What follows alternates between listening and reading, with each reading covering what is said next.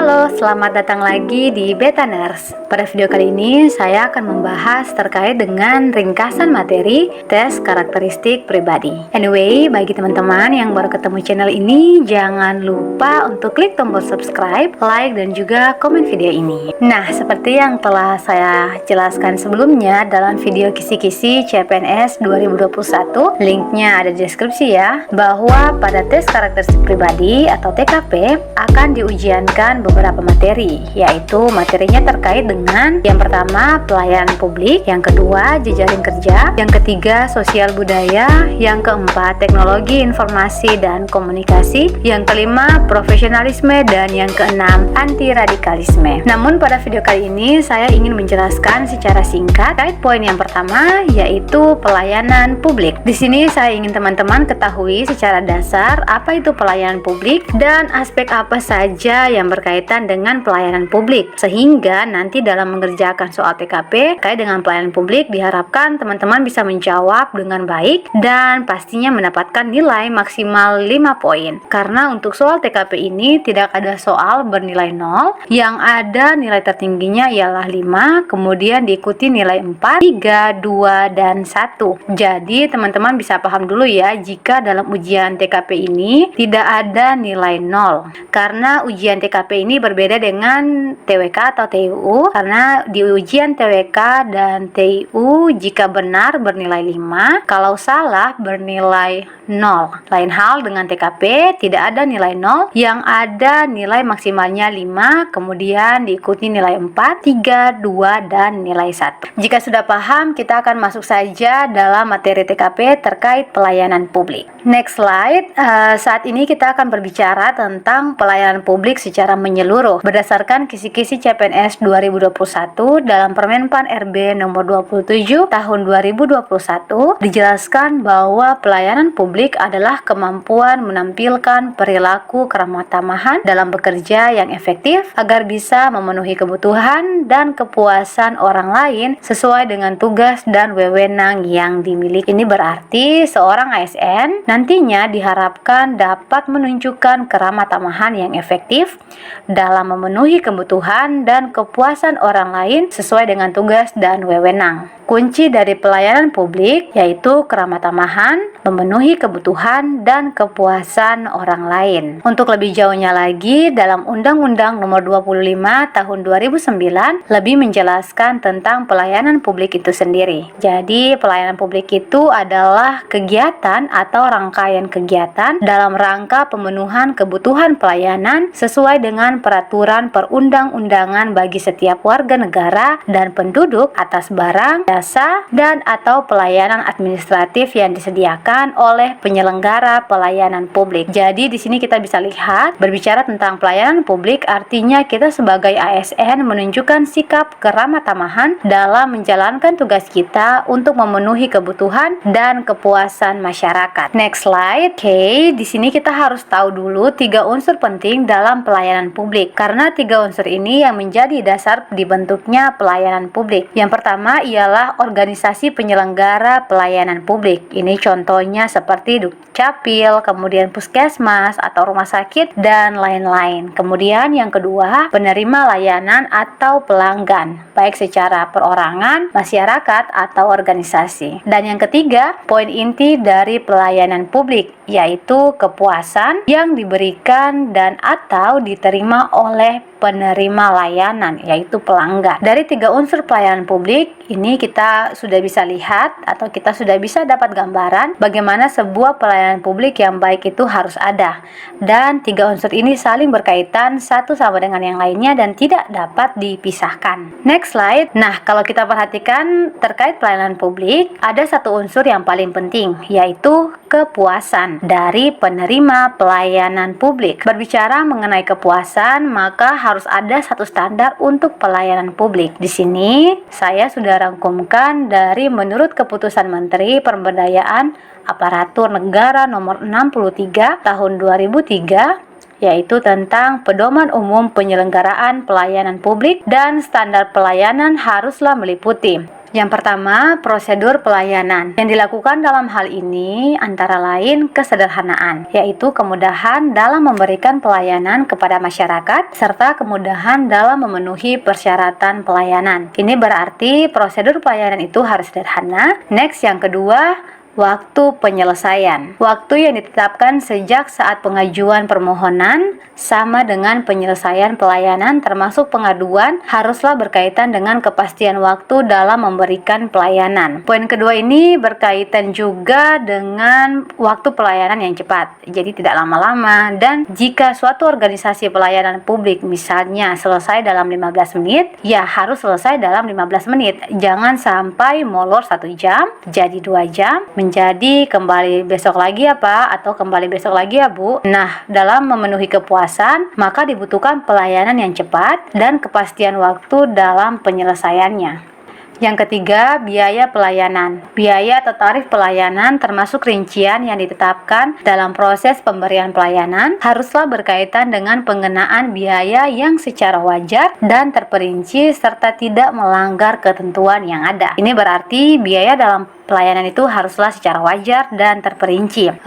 Seorang ASN harus menghindari pungli atau memberikan harga pelayanan di atas tarif yang seharusnya. Next slide, standar pelayanan publik yang selanjutnya yaitu yang keempat ialah produk pelayanan. Hasil pelayanan yang diterima sesuai dengan ketentuan yang telah ditetapkan. Hal ini berkaitan dengan kenyataan dalam pemberian pelayanan, yaitu hasil pelayanan sesuai dengan yang ditentukan serta terbebas dari kesalahan-kesalahan teknis baik dalam penulisan permohonan yang telah diajukan sebelumnya. Artinya ini pelayanan yang diterima itu diharapkan sesuai dengan ketentuan yang ada dan tidak ada kesalahan dalam memberikan pelayanan. Produk pelayanan yang diterima itu harus baik dan intinya tidak merugikan masyarakat. Next, yang kelima ialah sarana dan prasarana. Penyediaan sarana dan prasarana yang memadai oleh penyelenggara pelayanan publik. Hal ini berkaitan dengan ketersediaan perangkat penunjang pelayanan yang memadai seperti meja, kursi, mesin tik, dan lain-lain, serta adanya kenyamanan dan kemudahan dalam memperoleh suatu pelayanan. Berbicara mengenai kepuasan penerima layanan publik, maka harus diikuti dengan penyediaan sarana dan prasarana untuk menunjang pelayanan publik, seperti yang sudah dibacakan sebelumnya. Nah, dari kelima standar pelayanan publik ini, maka diharapkan akan memenuhi kepuasan penerima pelayanan dalam mendapatkan pelayanan publik yang optimal sesuai dengan apa yang diharapkan. Next slide. Pada slide ini kita akan membahas poin yang penting lainnya selain kepuasan penerima pelayanan. Dalam pelayanan publik, kita sebagai ASN juga harus menunjukkan sikap keramah tamahan. Untuk itu, sikap sebagai ASN dalam memberikan pelayanan dapat digambarkan melalui 7P. Yang pertama ialah passionate atau sangat bergairah, atau bisa dikatakan bersemangat atau antusias. Ini berarti memberikan pelayanan dengan antusias dan bersemangat, tidak menunjukkan sikap tidak semangat dalam melayani masyarakat, tidak melakukan diskriminasi dalam memberikan pelayanan berdasarkan suku, agama, ras, dan juga gender.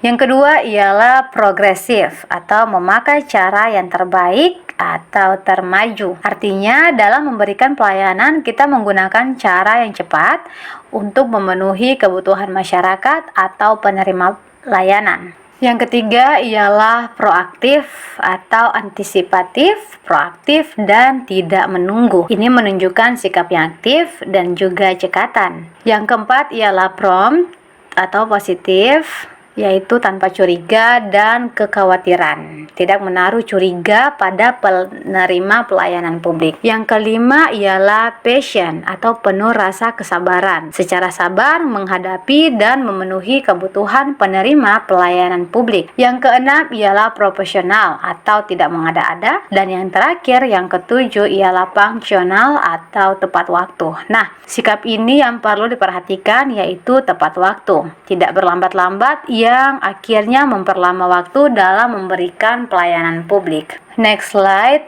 Oke, selanjutnya selain sikap kita dalam pemberian pelayanan publik, kita juga harus memperhatikan yang pertama ialah sikap atau perilaku, kemudian ekspresi wajah, lalu penampilan, berikutnya cara berpakaian, cara berbicara, cara mendengarkan, dan yang terakhir, cara bertanya. Jangan sampai hal-hal ini membuat masyarakat atau orang yang menerima pelayanan publik menjadi tidak puas dengan kita hanya karena kita tidak beretika dengan baik. Next slide, seperti yang sudah saya jelaskan bahwa sebagai ASN dalam memberikan pelayanan publik kita harus memiliki keramah tamahan baik dalam sikap dan etiket. Nah, berikut ini ada beberapa kata kunci yang perlu diketahui dan dilaksanakan dalam praktek pelayanan kepada pengguna jasa, antara lain yang pertama ialah atensi atau perhatian, kemudian senyum, salam, tolong, maaf, terima kasih. Next slide. Oke, kesimpulan dari materi TKP atau tes karakteristik pribadi, khususnya pelayanan publik adalah yang pertama, pentingnya sikap kita sebagai ASN menunjukkan sikap keramah tamahan dalam memberikan pelayanan kepada setiap lapisan masyarakat tanpa memandang status, suku, agama, ras, ataupun golongan tertentu. Yang kedua, dalam memberikan pelayanan harus memenuhi kebutuhan dari orang yang mencari pelayanan kepada kita. Seorang ASN harus memperhatikan dalam memberikan pelayanan harus memenuhi kebutuhan. Jangan sampai pelayanan kita tidak memenuhi kebutuhan orang tersebut. Dan yang terakhir yaitu kepuasan dari pelayanan yang kita berikan. Sebagai ASN wajib memberikan pelayanan yang optimal sehingga bisa memberikan kepuasan kepada penerima pelayanan publik kita. Next slide, sebelum kita masuk dalam soal latihan, saya ingin disclaimer terlebih dahulu. Jadi soal-soal yang akan saya sampaikan adalah soal yang menurut saya pribadi terkait dengan materi yang saya tampilkan. Soal-soal ini murni untuk media pembelajaran dan bentuk soal dan juga bobot soal tertentunya akan berbeda dari soal saat ujian SKD 2021 nantinya. Oke, kita akan masuk pada soal yang pertama. Soal yang pertama, definisi seorang ASN yang mandiri bagi Anda adalah A. Mampu bekerja seorang diri, B. Tidak peduli pada orang lain, C. Selalu bekerja profesional, D. Sempurna, E. Tidak melakukan kesalahan. Oke, di sini teman-teman bisa pause videonya untuk bisa jawab terlebih dahulu soalnya. Jika sudah, teman-teman bisa melanjutkan videonya untuk sama-sama kita bahas. Berikutnya tips dari saya untuk mengerjakan soal TKP. Yang pertama ialah cari dan fokus pada kata atau kalimat kunci dari sebuah pertanyaan. Kemudian yang kedua, fokus pada jawaban yang terbaik di antara yang terbaik. Kalau dari soal ini kata kuncinya adalah mandiri. Kita cek jawaban yang paling dianggap benar.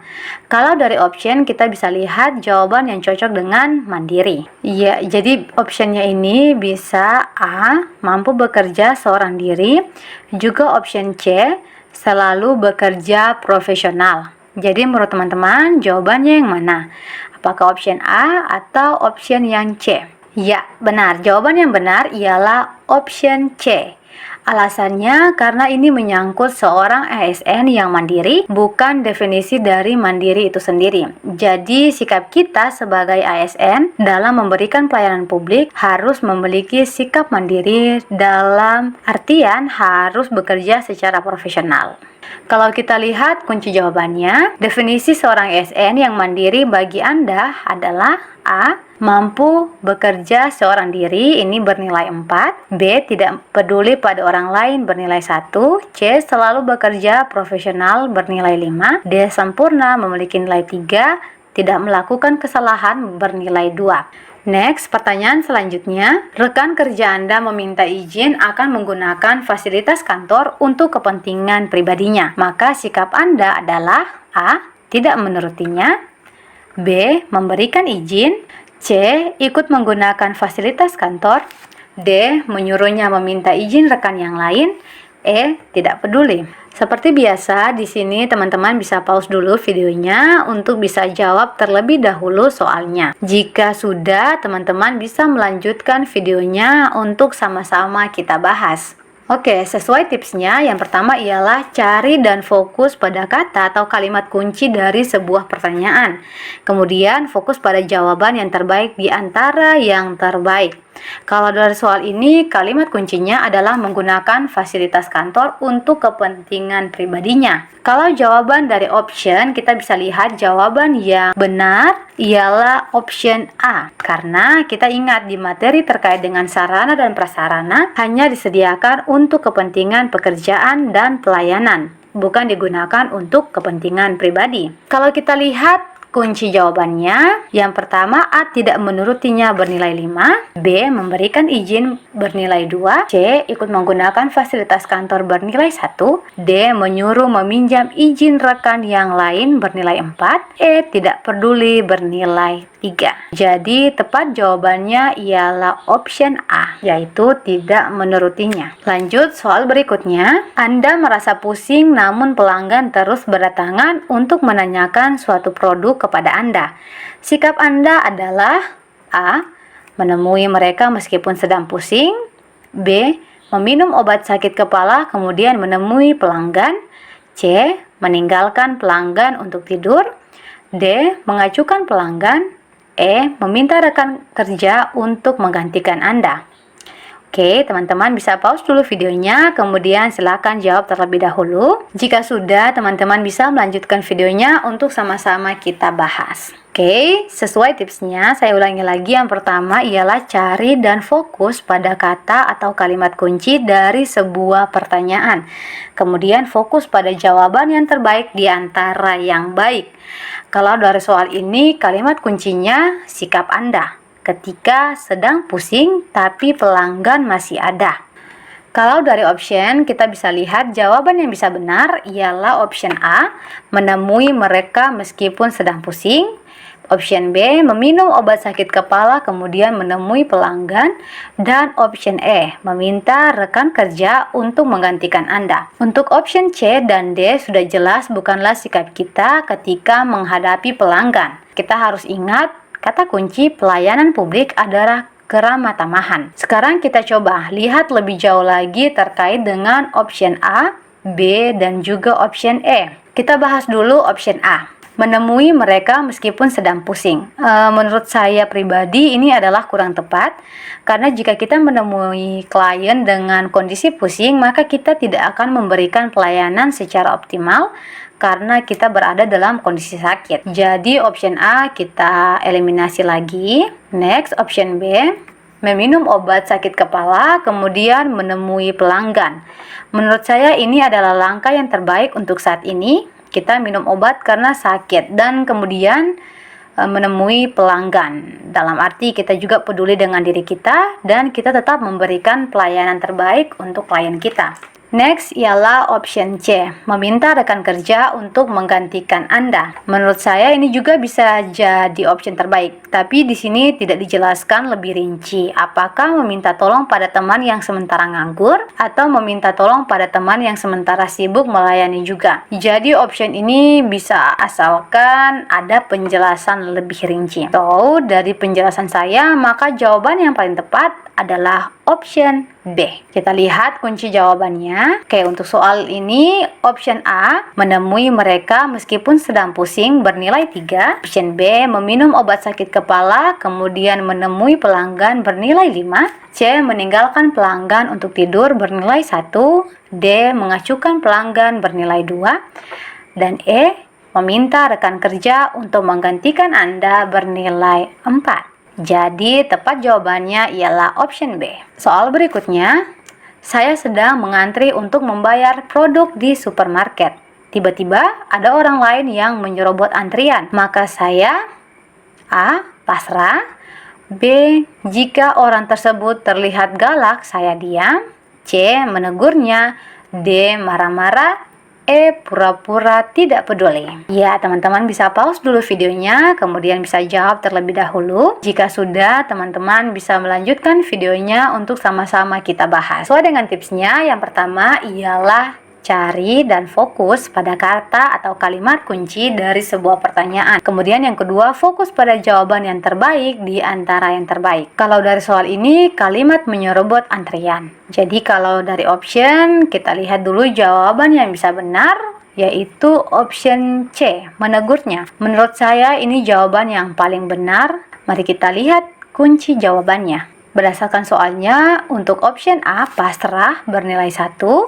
Option B, jika orang tersebut terlihat galak, saya diam bernilai 3. C, menegurnya bernilai 5. D, marah-marah bernilai 4. E, pura-pura tidak peduli bernilai 2. Jadi sudah jelas ya, jawabannya ialah C, yaitu menegurnya. Next, kita masuk kepada soal yang terakhir, soal nomor 5. Saat akan berangkat ke kantor, tiba-tiba hujan turun. Padahal hari itu akan ada rapat yang penting. Maka saya akan A. menunggu hujan reda. B. tidak berangkat dengan alasan hujan. C. tetap berangkat. D. tidak berangkat dan minta rapat dijadwal ulang. E. berusaha sampai kantor sebelum rapat dimulai. Baiklah, seperti biasa teman-teman bisa pause dulu videonya untuk bisa jawab terlebih dahulu. Jika sudah, teman-teman bisa melanjutkan videonya untuk sama-sama kita bahas. Oke, sesuai dengan tipsnya, sekali lagi yang pertama ialah cari dan fokus pada kata atau kalimat kunci dari sebuah pertanyaan. Yang kedua adalah fokus pada jawaban yang terbaik di antara yang terbaik. Kalau dari soal ini, kalimat kuncinya mau berangkat ke kantor, tapi tiba-tiba hujan padahal hari itu ada rapat. Maka saya akan, kalau dari option kita lihat jawaban yang bisa benar, yaitu option A, menunggu hujan reda. Option D, tidak berangkat dan minta rapat di jadwal ulang. Dan option E, berusaha sampai kantor sebelum rapat dimulai. Oke, mari kita lihat jawaban mana yang paling benar. Untuk option A, menunggu hujan reda. Hal ini bisa menjadi langkah yang benar, tapi menurut saya bukan jawaban yang tepat. Karena hujan berhenti kita tidak bisa prediksi. Bisa saja hujannya nanti reda siang, dan kita bisa saja telat untuk mengikuti rapat. Kemudian untuk option D, tidak berangkat dan minta rapat di jadwal ulang. Ini bukan merupakan hal yang tepat karena bisa saja rapat ini penting dan harus terlaksana hari itu juga. Jadi bukan langkah yang benar. Kemudian yang terakhir ialah option E, berusaha sampai kantor sebelum rapat dimulai. Menurut saya ini adalah jawaban yang tepat karena dengan demikian kita tetap menunjukkan ketepatan waktu dan profesional apapun dalam kondisinya. Kita bisa lihat nanti kunci jawabannya. Oke, untuk soal ini, option A, menunggu hujan reda bernilai 3, tidak berangkat dengan alasan hujan nilai 1, tetap berangkat nilai 4, tidak berangkat dan minta rapat di jadwal ulang nilainya 2. Kemudian yang E, berusaha sampai kantor sebelum rapat dimulai bernilai 5. Jadi sudah jelas jawabannya adalah option E, berusaha sampai kantor sebelum rapat dimulai. Oke, demikian video pembahasan kali ini. Semoga bermanfaat bagi teman-teman. Dari 5 soal ini, berapa yang benar? Silahkan komen di bawah. Jangan lupa untuk subscribe, like, dan juga share this video. Thank you for watching and then see you on the next video.